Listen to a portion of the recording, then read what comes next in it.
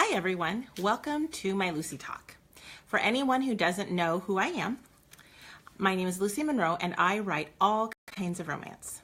I've published 70 books out of New York, London, and even a couple with small presses. I'm an avid reader of most genres, including nonfiction, but my favorite is by far romance. Imbued with hope, passion, and the acknowledgement that life is not easy, but working for the best outcome is so worth it, romance is a genre that not only entertains, but gives its readers a dose of positivity with every story. I want to once again welcome everyone watching and encourage you to comment below with questions or observations for me and the other watchers. And please, if you have ideas, things that you'd like me to talk about on future Lucy Talks, post those below as well. I'll be doing an approximately 10-minute talk, then open for questions, as well as answering those that have posted on my Facebook. Ultimately, this talk will be as interactive as you want to make it. Tonight, I'm chatting on the topic of respecting the journey, because I believe with my whole heart that if we are always focused on the destination, we are going to miss out on amazing adventures along the way. I've always tried to look at life as a grand adventure. I think I got that from my mom. She was an incredible woman who kept her positive and loving nature through some of life's hardest and toughest hardships, including a protracted illness that ended in her death, 13 years after the doctors assured her she'd be gone. If she hadn't chosen to enjoy the journey, to get up each day regardless of pain or the cloud of disease hanging over her head, with the belief that something wonderful was going to happen, her life would have been as miserable as many expected it to be. But she didn't, and it wasn't. That is the kind of attitude I want to bring to my own grand adventure. But what adventure comes without setbacks and hardships? None. Just as the Swiss Family Robinson learned, great book, right? Or the crew and passengers stuck on Gilligan's Island discovered. Yep, I love that show. It was funny, but it also had an underlying message. When life throws you a curveball, put up your mitt to catch it. Don't hide behind the other players. The truth is, we often start our journey with a destination in mind, but rarely get there without detours and roadblocks. We can handle that reality with anticipation of what lies ahead or resentment for the inconvenience. When my children were small, we traveled a lot with my husband, and wherever we traveled, I spent the days enhancing their homeschooling with experiences.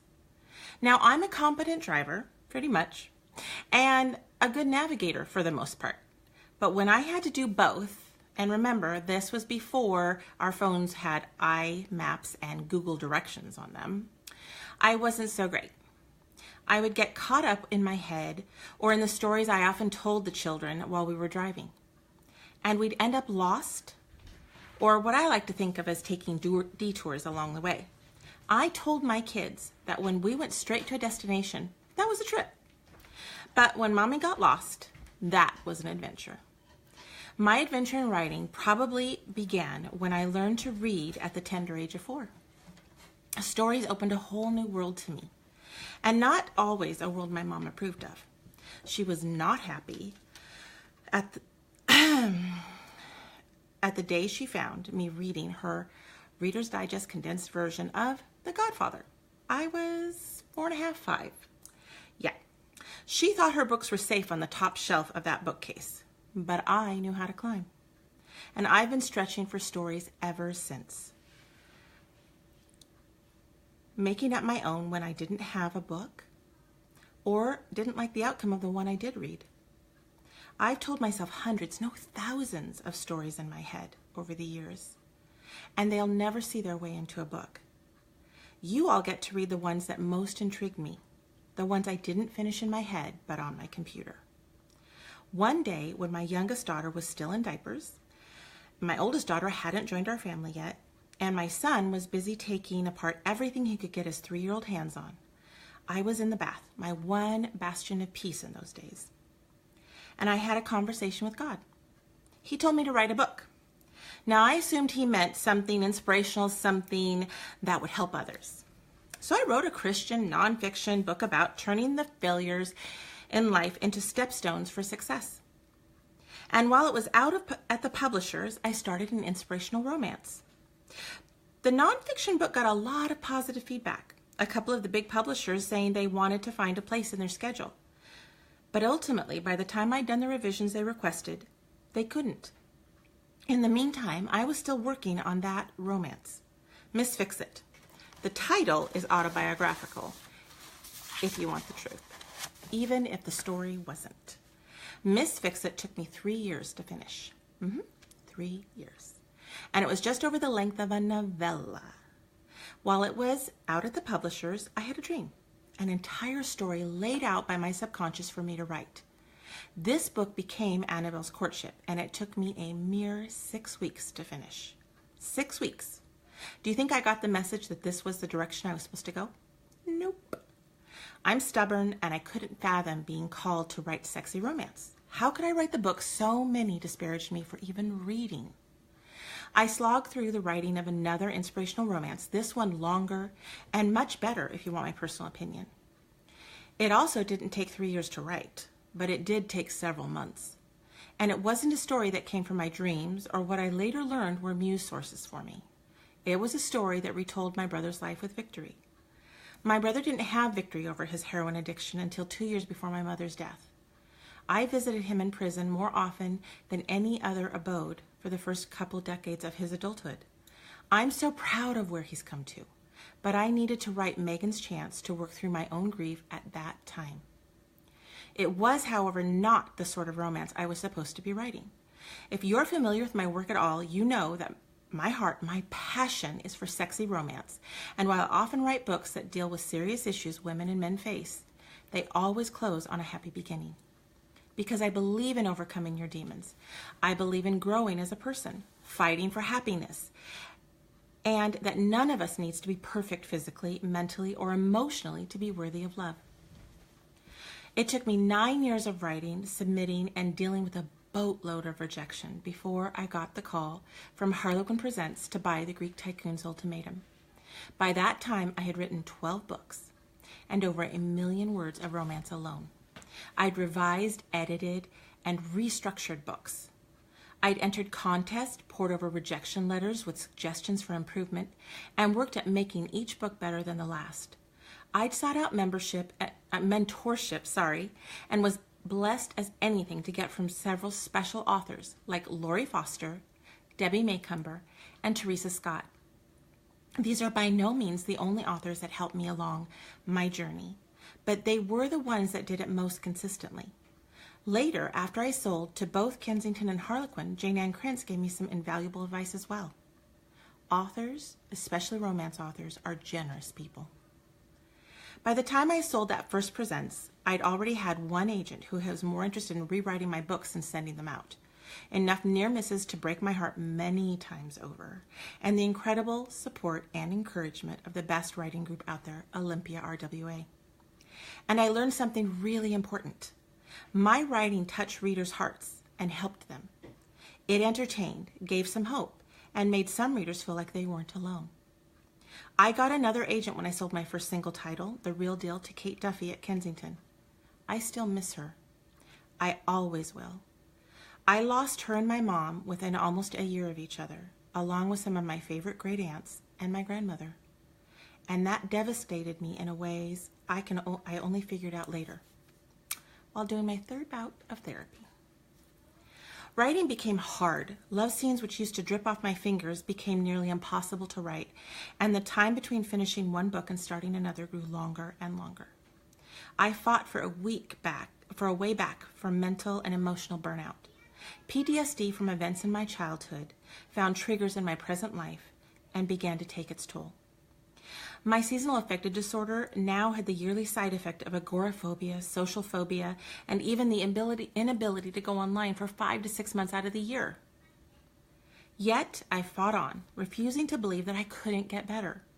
Maybe I would never be the fearless risk-taker I had been as a young woman, but I would write again. I would reconnect with people outside of my home.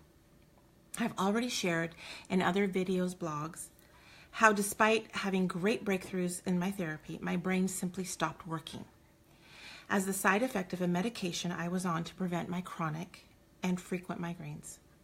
I've been off those meds now for nearly a month. The doctors tell me I may suffer the side effects in varying degrees for another 2. I have to retrain the neural pathways in my brain that have atrophied. But guess what? I'm writing Monday through Friday every day. I have already finished 1 book, and I'm just a couple of days away from finishing another. My plan is to finish Hot Night as well in November. For a little more than 3 years, I lost my talent, creativity, and ability to use my brain in any significant way. But I wouldn't undo 1 day of those awful years. You want to know why? Because along the way, I learned a lot about myself. I came to terms with issues I'd been hiding from for a very long time. Issues I would have kept hiding from in my frenetic pace as a writer. I learned a lot about the people around me, those who truly love and support me, and those who really don't. I learned about my readers, and what I learned there blew my mind. While other authors I know have dealt with criticism and downright cruelty when they don't get a book in on time, my readers, you all, showed me the kind of grace I couldn't even dream of receiving. That's a bit of my journey, and I can't thank you all enough for being on it with me. All right, so do we want to do questions? Yeah, are there questions? If anyone has any questions or wants to post a comment, please do so now, or I'll jump into the questions that have already been posted on Facebook. Okay, so I'm going to start with Carol Opalinsky asked, will characters from any of your older present stories have cameos in future stories? I've often wondered about the couple from the Greeks' Christmas Baby, since we didn't get to know if they had a boy or a girl. Well, that's a great idea.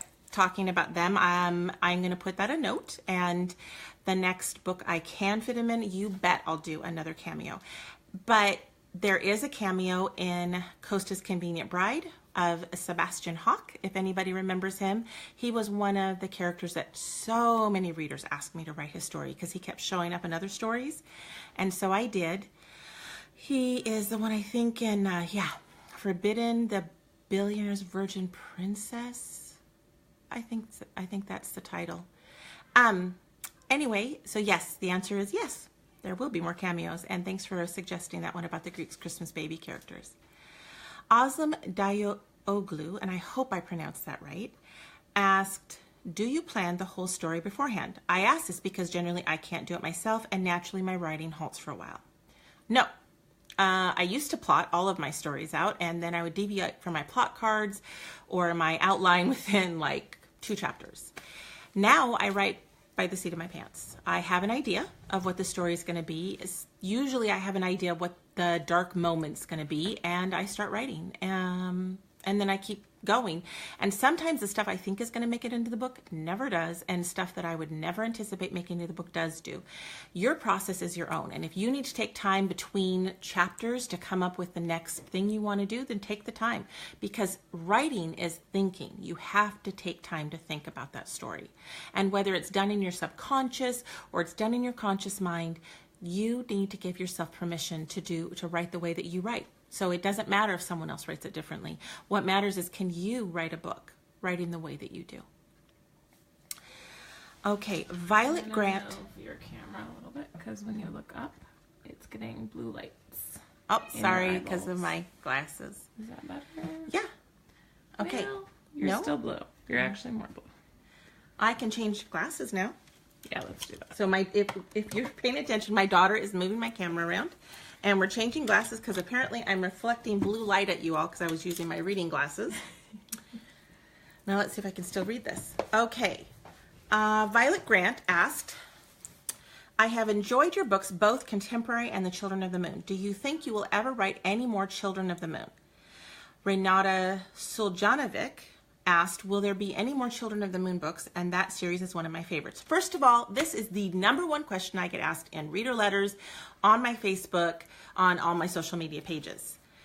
And I think most of you remember that Berkley lost interest in the series when a lot of stuff was happening with publishing. A lot of books were losing momentum, and they decided they wanted something else. And at that time, I was not keen on developing a new paranormal series, so I went and developed a contemporary series, which is what Northern Fire is about. And I got a question on Facebook today about whether or not I'll be writing both of the follow-on books for Northern Fire in the trilogy, and the answer is yes. I do not like disappointing my readers, so that's another question. But let's get back to the Children of the Moon. I love paranormal romance. I read a lot of it. I love to write it. Do I want to write more Children of the Moon? Yes. Do I want to finish that particular section of Children of the Moon, the one written during the Middle Ages in Scotland, and then hopefully go to the Pandale, which come from Vikings? Yes. When will I write it? I don't know. Because I am excited to say I am developing a new idea for a series, for a paranormal series, that I hope to connect to Children of the Moon. We'll see if we can actually make that happen legally. And I'd like to get some of those books out and some of those stories out. But yes, the easy answer is I will be writing that final book, at least, of Children of the Moon sometime. But ultimately, the fact is I have to write what is in my heart and in my creative brain to write. I learned that burnout comes when I force myself to the taskmaster of contracts and outside pressure. So I'm learning, and it's tough. It's a tough lesson to learn, but I am letting myself be a writer first and an author second. That's from my friend Jenna Bailey Burke. Another reader asked if I'd be writing any more books like Ready, Willing, and Able. And that's my second most requested series. And the quick answer to that is I'm actually doing some significant revisions on what I've already written for Hot Night to make it in those lines. It's going to be, I think, some of my strongest work yet. And the follow-on book will be a similar book. So that answer is also yes, I will be writing more books like that, and hopefully you all will enjoy them very much. Are there any more questions, Isabel? No, I was wondering though if you wanted to touch base just talking about respecting the journey and kind of the journey of mental health. A lot of people have been commenting on your openness with that and your bravery with that, and is there anything you want to touch on about how that's played into respecting the journey for you? I don't know if y'all heard my daughter's question. Hopefully you did, but she asked me to touch on something that a lot of people on the social media have been commenting on, which is how open and honest I've been about the fact that I've struggled with mental health as well as physical health. And how does that play into me respecting the journey? And the reality is, it's a great deal. You have to come to a point where you realize that it's okay to say, I have seasonal affective disorder. It's okay to say, I have agoraphobia. It's okay to say, I have anxiety. It's okay to say, most recently, my brain's not working. All of those things are true, but none of those things define who I am or who you are. So if you're struggling with a mental health issue, whether it's depression, anxiety, or some other form of mental health issue, remember it doesn't define who you are. It's just a part of who you are. And it's as real as someone breaking their leg or having pneumonia or anything else that other people have no problem saying, oh gosh, that person's so sick, they can't do this. It's very real and it's very hard, and it's a journey, and we do have to respect ourselves, and we have to be willing to do what we can to get to the other side of the particular obstacles that journey puts in our way. Some people who've never dealt with depression can't imagine what it's like not to be able to write, because there are just no ideas in your head. I couldn't have imagined it even when I was dealing with a lot of anxiety and depression until it hit.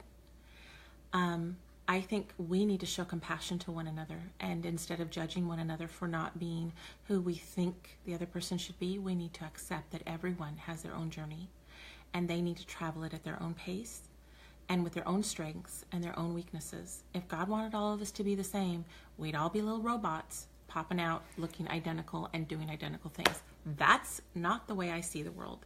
I see each one of us is supposed to be different. Each one of us is supposed to have our own set of beliefs, our own set of who we are.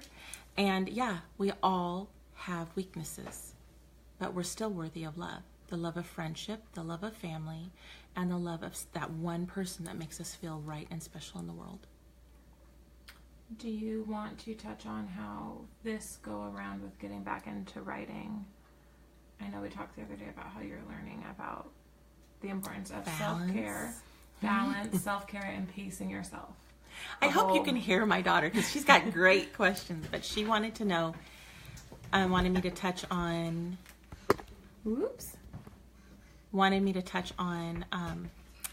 this last go-round, coming back into the writing, how I've learned a lot about balance. I call it balance, self-care. Everything can't be about the writing, and you have to write for you. I thought I was writing for me until I started to examine what was stressing me out the most about not being able to write. And the reality was I was stressed the most about how my writing, or lack thereof, impacted other people. And there were lots of other people it impacted. Publishers, editors, readers, but my family, people outside of my family. There was just a lot of pressure, and I realized I had to step back and go, I need to do what's healthy. I need a healthy balance. And do you know what's really funny? I set a goal for myself. It's the lowest goal I've ever had as a writer, of 2,000 words a day. And I'm fitting that goal, or reaching that goal, every single day that I write. Some days I go over. But do you know what's funny? I used to write 10,000 words a day. But I would have to take these huge breaks in between because my brain was getting so exhausted. I feel no exhaustion after writing anymore. I do not feel like it is blood on a stone. I am not struggling the way I used to. And I did the numbers. I did the math. And if I write 2,000 words a day and I only write 36 weeks out of the year, I can still write more books in a year than I have been doing even before this 3-year hiatus. And to me, that's amazing. So I give myself permission to stop writing. I force myself, even though how much I'm enjoying, like I want to finish this book, you cannot believe, but I force myself to do things like answer personal email. I colored the other day. That's one of my hobbies, is adult coloring. And it's actually hard. It's hard to put the book down sometimes, but I'd much rather be in that place than when it was so hard to pick up the keyboard. So hard. Okay, well, if there are no other questions or comments or requests, I'm going to say thanks for joining me, and I really hope to hear from all of you about anything else you'd like to hear me talk about. And by the way, I am more than willing to talk about writing.